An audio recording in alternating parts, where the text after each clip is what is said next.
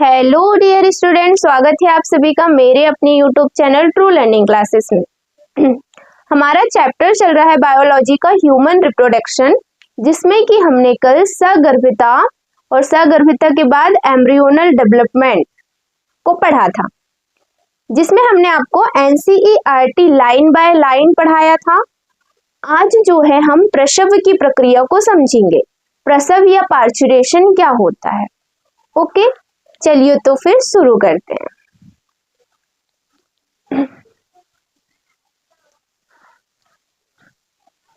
यहां तक क्लियर दिख रहा है?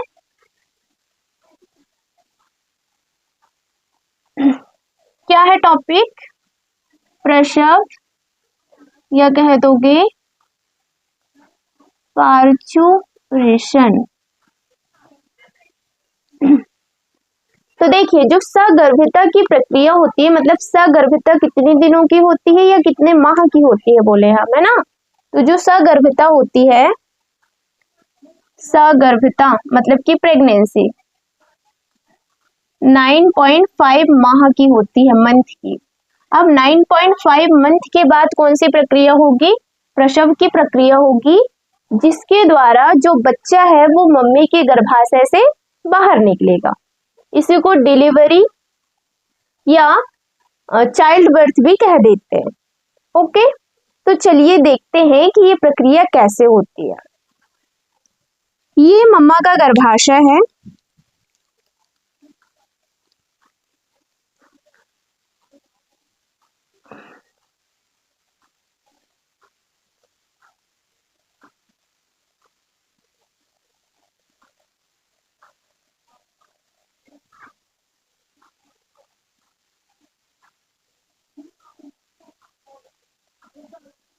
इधर फैलोपियन ट्यूब होगी। अपन को अभी सिर्फ गर्भाशय से मतलब है ना। आप जानते हो कि सबसे बाहर वाली क्या होती है? पेरीमीट्रियम। ये पेरीमीट्रियम है। बीच वाली लेयर होती है मायोमेट्रियम, जिसके लिए हमने आपको बताया था कि जो मायोमेट्रियम होती है वो काय में सहायता करती है? बोलो बोलो। मायोमेट्रियम हेल्प करती है प्रसव प्रक्रिया में। तो आज अपन प्रसव ही पढ़ रहे हैं, पार्चुरेशन, है ना। हमने बोले थे जो अपनी पेशी या मसल से बनी होती है मायोमेट्रियम, वो गर्भाशय में संकुचन प्रेरित करती है, जिससे प्रसव की प्रक्रिया होती है, ऐसा पढ़े थे ना। और जो सबसे लास्ट वाली होती है वो क्या होती है? अंत वाली, सबसे अंदर की, ये होती है एंडोमेट्रियम। ठीक, अब देखिए यहाँ पर जो शिशु है वो पल रहा है। कौन पल रहा है यहाँ पर? शिशु।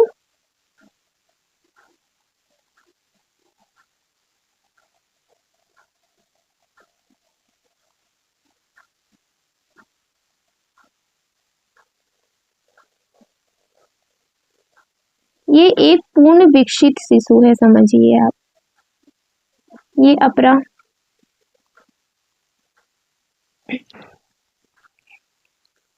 या प्लेसेंटा, इससे लिखते हैं, ये है प्लेसेंटा। ठीक, अब देखिए क्या है कि ये एक पूर्ण विकसित फीटस है या भ्रूण है। क्लियर दिख रहा है ना। ये एक पूर्ण विकसित भ्रूण है। क्या है ये?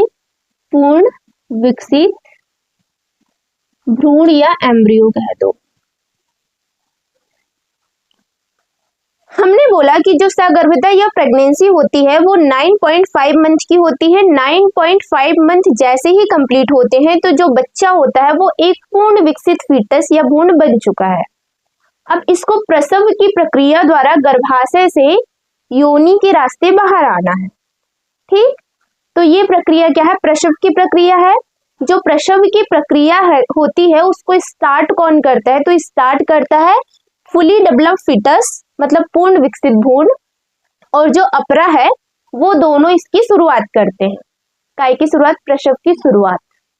ठीक, तो होगा क्या कि जो पूर्ण विकसित भ्रूण है उसकी एड्रीनल ग्रंथि से एक हार्मोन रिलीज होगा, एंड्रोजन हार्मोन। कौन सा हार्मोन रिलीज होगा बच्चों?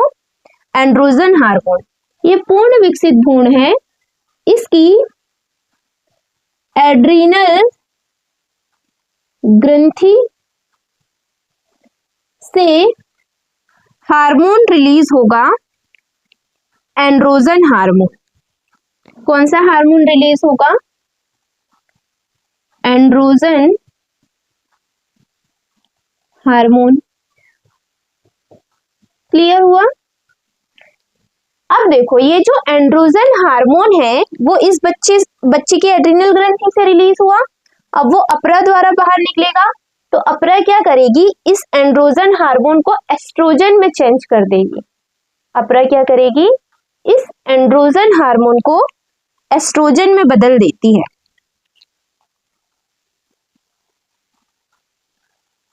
अपरा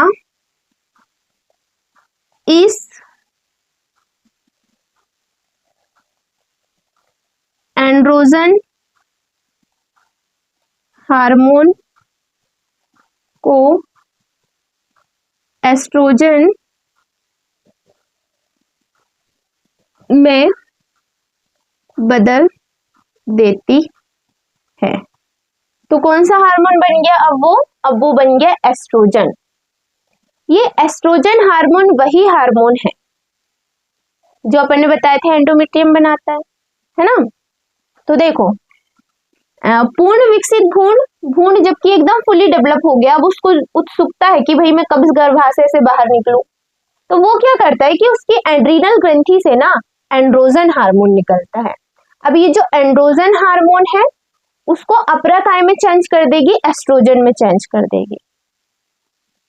ठीक।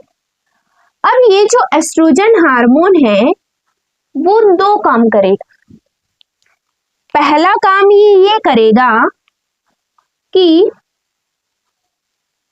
प्रोजेस्टेरॉन को स्टॉप कर देगा। प्रोजेस्टेरॉन को क्या कर देगा? स्टॉप, मतलब प्रोजेस्टेरॉन के लेवल को कम कर दिया है। दूसरा काम ये करेगा कि मायोमेट्रियम में ऑक्सीटोसिन रिसेप्टर का निर्माण करेगा। नीचे दिख रहा है, क्लियर? हाँ, दूसरा काम ये क्या करेगा? ऑक्सीटोसिन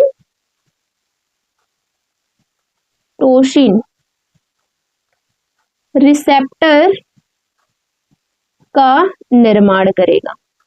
कहाँ होता है ऑक्सीटोसिन रिसेप्टर का निर्माण? मायोमेट्रियम में। तो देखो, ये है मायोमेट्रियम।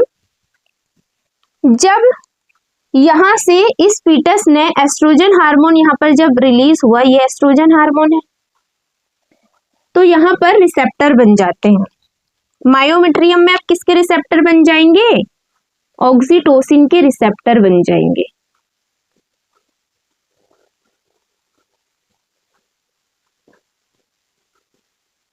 तो ये क्या है? ये है ऑक्सीटोसिन के रिसेप्टर। ऑक्सीटोसिन के रिसेप्टर।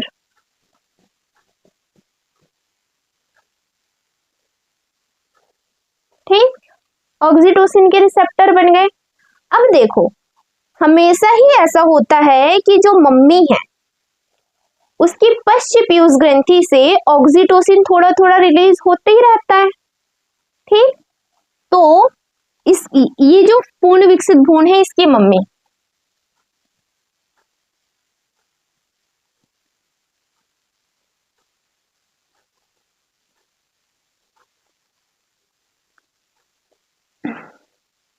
के मस्तिष्क में ये है पश्च पीयूष ग्रंथि। यही लिख दें क्या? क्या है? पश्च पीयूष ग्रंथि। और इसकी पश्च पीयूष ग्रंथि से हार्मोन रिलीज होता है ऑक्सीटोसिन। पश्च पीयूष ग्रंथि से ऑक्सीटोसिन हार्मोन रिलीज होता है, तो ये ऑक्सीटोसिन हमेशा ही थोड़ा थोड़ा रिलीज हो रहा है।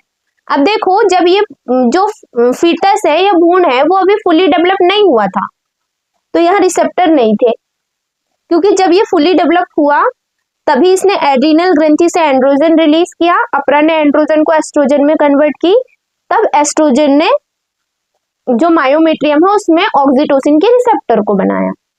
पहले रिसेप्टर नहीं थे तो ग्रहण कौन करता, उनको कोई नहीं करता ऑक्सीटोसिन को, लेकिन जैसे ही रिसेप्टर बने तो ये ऑक्सीटोसिन कहाँ आ जाता है, इन रिसेप्टर में आके लग जाता है। ऑक्सीटोसिन आया गर्भाशय में और रिसेप्टर ने इस ऑक्सीटोसिन को एक्सेप्ट कर लिया। ये अब जैसे ही रिसेप्टर के संपर्क में ऑक्सीटोसिन आया तो होगा ये कि इस गर्भाशय की जो मायोमेट्रियम है वो गर्भाशय में संकुचन करवाएगी, तो इसमें हल्का सा संकुचन होगा। जब इसमें हल्का सा संकुचन होगा तो ये वाला भाग क्या है, ये ग्रीवा है, हमने बोले थे ग्रीवा नाल, तो यह ना स्ट्रेचिंग होती है इस तरीके से, है ना। तो ये वाला भाग चौड़ा होगा, जैसे ही ये चौड़ा होगा तो यहाँ पर न्यूरॉन्स होंगे, तंत्रिका तंत्र होंगी यहाँ पर, तो ये तंत्रिका तंत्र जाती है फीमेल के पश्चिम पीयूष ग्रंथि मतलब मस्तिष्क तक जाएगी, है ना। अब जब ये मस्तिष्क तक गई तो यहाँ से पॉजिटिव फीडबैक गया कि ये जितना ज्यादा चौड़ा होगा ये वाला हिस्सा, तो उतना ज्यादा पॉजिटिव फीडबैक जाएगा पश्चिम पीयूष ग्रंथि में कि और ऑक्सीटोसिन रिलीज करो और ऑक्सीटोसिन रिलीज करो, तो और ज्यादा ऑक्सीटोसिन रिलीज होगा, फिर पॉजिटिव फीडबैक आया और ऑक्सीटोसिन रिलीज। जितना ज्यादा ऑक्सीटोसिन हार्मोन रिलीज होगा, ये जो ऑक्सीटोसिन के रिसेप्टर हैं वो मायोमेट्रियम को उतना ज्यादा संकुचन करवाएंगे, गर्भाशय में और तेजी से संकुचन होगा। तेजी से संकुचन होगा तो ये जो सर्वाइकल कैनाल वाला भाग है वो और चौड़ा हो जाएगा। ये चौड़ा होगा तो ये जो तंत्रिकाएं हैं वो कहाँ लेके जाएंगी मैसेज को, ये लेके जाएंगी पीयूष ग्रंथि में और ऑक्सीटोसिन रिलीज करो। ऑक्सीटोसिन फिर से बढ़ा और तेजी से संकुचन हुआ, संकुचन बढ़ते गया इसी तरीके से, मतलब यहाँ पर संकुचन, ये चौड़ा, पॉजिटिव फीडबैक, और ऑक्सीटोसिन और संकुचन, ये और ज्यादा चौड़ा ये वाला, फिर पॉजिटिव फीडबैक।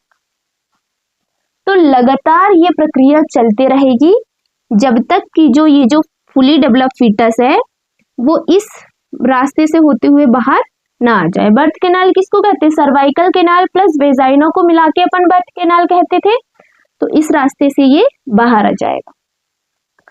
अब देखिए, हमने बोला कि जो फीटल इजेक्शन, इसको क्या कह देते हैं, हाँ फीटल इजेक्शन रिफ्लेक्शन कह देते हैं, जो कि किसके द्वारा होता है, फुली डेवलप फीटस पूर्ण विकसित भ्रूण और अपरा द्वारा उत्पन्न होता है, ठीक। और जो प्रसव की प्रक्रिया है वो अंतः तंत्रिका स्रावी अभिक्रिया है। कैसी है ये, तंत्रिका नहीं, तंत्री अंतःस्रावी प्रक्रिया है ये, ठीक। मतलब कि इसमें अंतःस्रावी ग्रंथि जैसे कि ऑक्सीटोसिन और जो तंत्रिकाएं होती हैं जो कि यहाँ पर से मैसेज लेके जा रही हैं कहाँ तक, मस्तिष्क तक, तो दोनों ही काम कर रहे हैं, तंत्रिका तंत्र भी कर रहा है, अंतःस्रावी ग्रंथि भी कर रही है, इसलिए इसको कह देते हैं तंत्री अंतःस्रावी प्रक्रिया। क्लियर हो गया, कोई कंफ्यूजन यहाँ पर, ये होती है प्रसव की प्रक्रिया। समझ नहीं आया तो एक बार फिर से इस वीडियो को देख लो, 100% समझ में आएगा। अब हम एक काम करते हैं कि इस पूरे को हम किससे रीड कर देते हैं, एनसीईआरटी से, है ना। और हाँ, इसको पहले लिख लो तुम, उसके बाद एनसीईआरटी हम रीड करेंगे तो फिर मैच करना है ना। अभी क्या करो कि इसको लिख लो कॉपी में, जल्दी लिखो।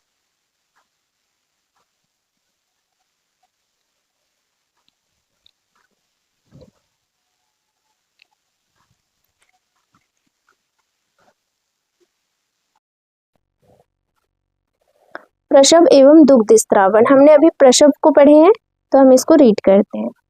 मानव में सगर्भता की औसत अवधि लगभग 9.5 मंथ की होती है, जिसे गर्भावधि या जेस्टेशन पीरियड कहते हैं। सगर्भिता के अंत में गर्भाशय के जोरदार संकुचन के कारण गर्भ का मतलब है पूर्ण, है ना, गर्भ फुली डेवलप फीटस बाहर निकल आता है। गर्भ के बाहर निकलने की इस प्रक्रिया को शिशु जन्म या प्रसव या पार्चुरेशन कहा जाता है। प्रसव एक जटिल अंतःस्रावी प्रक्रिया है, न्यूरो एंडोक्राइन क्रियाविधि द्वारा प्रेरित होता है। न्यूरो एंडोक्राइन क्यों? क्योंकि इसमें जो अपना नर्वस सिस्टम है और अंतःस्रावी सिस्टम है, दोनों ही भाग लेते हैं, इसलिए। प्रसव के लिए संकेत कहाँ से जाते हैं? तो पूर्ण विकसित गर्भ मतलब फुली डेवलप फीटस एवं अपरा से उत्पन्न होते हैं। जैसे हमने देखी थी कि जो पूर्ण विकसित गर्भ है वो अपनी एड्रीनल ग्रंथि से एंड्रोजन हार्मोन रिलीज करता है और अपरा उस एंड्रोजन हार्मोन को एस्ट्रोजन में चेंज कर देती है, जो हल्के या माइल्ड गर्भाशय संकुचन को प्रेरित करते हैं, जिसे गर्भ उत्क्षेपण प्रतिवर्त फीटल इजेक्शन रिफ्लेक्स कहते हैं। यह मातृ पीयूष ग्रंथि से ऑक्सीटोसिन के निकलने की क्रिया को सक्रिय बनाते हैं, जिससे कि माँ की पीयूष ग्रंथि से क्या रिलीज होता है? ऑक्सीटोसिन। और ऑक्सीटोसिन तो हमेशा थोड़ा थोड़ा रिलीज होता ही है, लेकिन ये उसको बढ़ा देते हैं। ऑक्सीटोसिन गर्भाशय पेशी पर कार्य करता है और इसके कारण जोर जोर से गर्भाशय संकुचन होने लगता है। गर्भाशय संकुचन ऑक्सीटोसिन के अधिक स्रावन को उद्दीपित करता है। गर्भाशय संकुचन तथा ऑक्सीटोसिन स्राव के बीच लगातार उद्दीपक प्रतिवर्त के कारण यह संकुचन तीव्र से तीव्रतर मतलब कि तीव्र से और ज्यादा तीव्र होता जाता है। इससे शिशु माँ के गर्भाशय से जन्मनाल आपको पता है किसको कहे थे अपन ने बोले थे सर्वाइकल कैनाल और वेजाइना को। तो जनन नाल के द्वारा बाहर आ जाता है, यानी प्रसव संपन्न हो जाता है। शिशु के जन्म के तुरंत बाद ही अपरा भी गर्भाशय से बाहर निकल जाता है। ठीक, आप क्या सोचते हैं, डॉक्टर प्रसव को प्रेरित करने के लिए इंजेक्शन देता है? तो भाई ऐसा है कि जब नहीं आते प्रसव तो देता है डॉक्टर इंजेक्शन। तो ये बताओ कौन सा हार्मोन का देगा? ऑक्सीटोसिन का ही देगा। ठीक, अब अपन इतना सा तो है स्तन ग्रंथि बुक से रीड ही कर देते हैं ना। क्या है? स्त्री की स्तन ग्रंथियों में सगर्भिता के दौरान कई प्रकार के बदलाव आते हैं और सगर्भिता के अंत तक इससे दुग्ध उत्पन्न होने लगता है, मतलब मिल्क का सिक्रीजन होने लगता है, निर्माण होने लगता है, प्रोडक्शन होने लगता है कह लो। इस प्रक्रिया को दुग्ध स्त्रावण या लैक्टेशन कहते हैं। यह माँ को अपने नवजात शिशु की आहार पूर्ति करने में मदद देता है। दुग्ध स्त्रावण के आरंभ कुछ दिनों तक जो दूध निकलता है उसे प्रथम स्तन या खीस या कोलोस्ट्रम कहते हैं। यह हल्के पीले रंग का होता है ना, जिसे कई प्रकार के प्रतिरक्षी एंटीबॉडी तत्व समाहित होते हैं जो नवजात शिशु में प्रतिरोधी क्षमता उत्पन्न करने के लिए परम आवश्यक होते हैं, मतलब बहुत ज्यादा जरूरी है। एक स्वस्थ शिशु की वृद्धि एवं विकास के लिए प्रसव के बाद आरंभ के कुछ माह तक शिशु को स्तनपान कराने की सलाह दी जाती है। क्यों? क्योंकि इससे बच्चे की इम्यूनिटी बेहतर होती है, क्योंकि इसमें क्या है, एंटीबॉडीज है, इसलिए। ठीक है बच्चों, आज के लिए इतना ही, मिलते हैं फिर अगली क्लास में। ये जो चैप्टर है हमारा वो यहाँ पर आके समाप्त हो गया है। अब हम इसके ऑब्जेक्टिव भी करेंगे। Okay, thanks for watching. यदि आपने वीडियो को अभी तक लाइक नहीं करे हो तो लाइक कर दो। कोई कंफ्यूजन, कोई किसी भी प्रकार का प्रश्न है तो आप कमेंट कर दो। 24 घंटे के अंदर हम उसका रिप्लाई आपको कर देंगे।